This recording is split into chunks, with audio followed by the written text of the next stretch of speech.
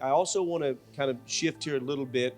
We do this a lot when we talk to people because so many people have been intimidated. Finance has been this just notorious, difficult investing, more specifically, has been this difficult, hard thing. I don't have enough money to go to an advisor. I would be embarrassed with the state of my finances. I could only invest $100 a month. That has kept people from investing and has really hurt us as an American people, as a population, as a society, because of that fear. And that's been propagated many times from finance. We're the experts, the Wizard of Oz, if you will, we sometimes refer to, because there's this intimidation. But the reason we're sitting here talking to you is because our passion is to help people invest. If it's $25 a month, invest something. Then the next question is, well, what do I invest in? I don't care. Get it in a mutual fund. Get it in an ETF. That's an electronically traded fund. Get it in anything that you can to start a discipline. You can always find a better investment as you do it. Not that you're looking for it. We don't. That's called hot dots. We're not looking for the next great investment, but you can get more efficient at your investing and maybe move from a mutual fund to something else, maybe an ETF or to an index. But start investing. Today's the day to start investing, because compound interest is, as Albert Einstein said, and I quote all the time, is the eighth wonder of the world. He understood mathematics and science far better than I ever will, and he called it the eighth wonder of the world. And so as we talk about these things, we always want to bring it back in our discussion to, you've got to be investing in something, and you've got to do it on a continual basis. It's not a one-time put in $50, I hope that goes to $1 million. Hope is not a plan. Hope is not a plan. You can't put something in and go, man, I hope that goes. That is not a financial plan. So you've got to have incremental investing, and you've got to start and get started. You know, both of us, in many years ago, were working with people that were considered wealthy. But even then, with those people, we said the same thing: invest systematically. No, don't just because you have a lot of money.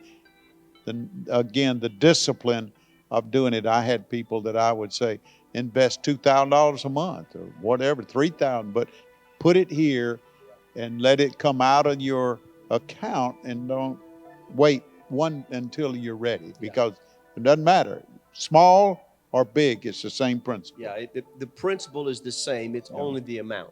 Yeah. Even somebody who has millions of dollars that has earned that through investing, all they did was put in larger amounts, but they had to maintain the same discipline as somebody who may make smaller investments. The principle is what we want to teach people. Right. You say, well, I may not have a lot of money, 25, 50, 75, 100.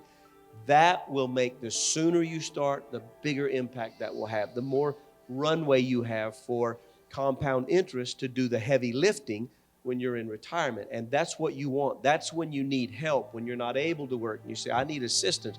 Compound interest comes along and says, I've been working for you all this time, and we've built a pretty good nest egg, and we can live off of that.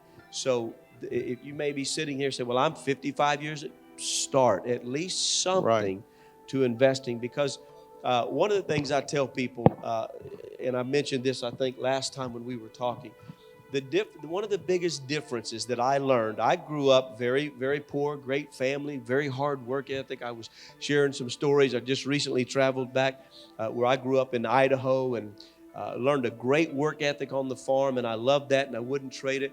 But my parents were very poor. They didn't understand money.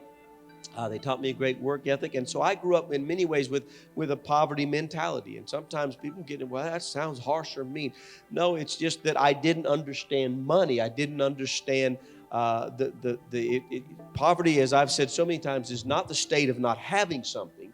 It's the fear of letting go. That's the definition, the biblical definition of poverty. It's not the state of not having. It's not what you have. It's what you're afraid to let go of that creates poverty. And so investors are not afraid to let go of money and put a future seed in the ground for something to compound, to grow. What poverty does is put us in fear and keep us from really being able to invest.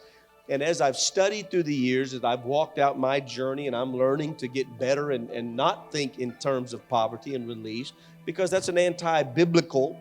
Poverty is ungodly. It's just a terrible thing of what it does, because it violates biblical principles. We know we have to give. We have to give our hearts, our lives, our money. God doesn't require some. He wants it all. Sometimes we like the percentage of it, but he says, no, I'm a zealous God. I want all of it. And so when we're talking about investing, many times what happens, and one of the things that I've learned is, and I want to see this in people. I want them to get this. The difference between poverty or somebody who thinks in those terms and the affluent is that if you get amount of money, I don't care if it's 50,000, 100,000, but you get a lump sum. And I did this in my life. I'd get some, wow, I can buy a motorcycle. I can buy a new car. I can get a down payment on a house. We start thinking in terms of what we can buy now. An investor and somebody who's trained themselves and think in terms of building wealth gets $100,000 and says, that's the least it will ever be in my hands. And that's good stewardship. And they put that to work, and they may live off some of the interest of it, but that's the least it's ever going to be. Now, will the value, can it go down? Yes, but they're thinking long term.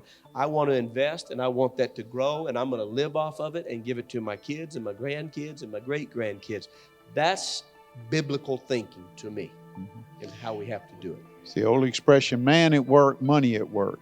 Man at work, and most people you and I know that come out of that poverty mentality, not only is there fear to invest and an ignorance on how to invest, or they should, but their philosophy is, if I work hard enough and long enough, I'll have more money one day than I need, and I can start investing.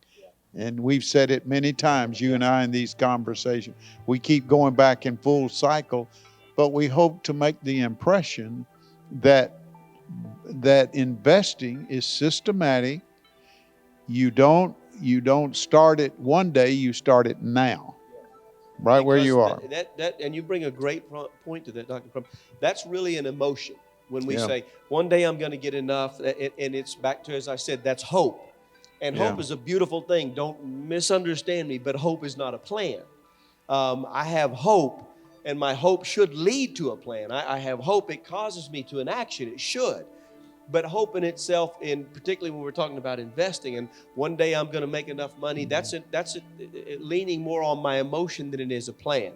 And I hope things get better, and one day I should make more money. And that is not, and I'm sad to report and have to tell you, we've talked to probably thousands of people, certainly between us through the years, that are sitting in their 50s still dealing with that.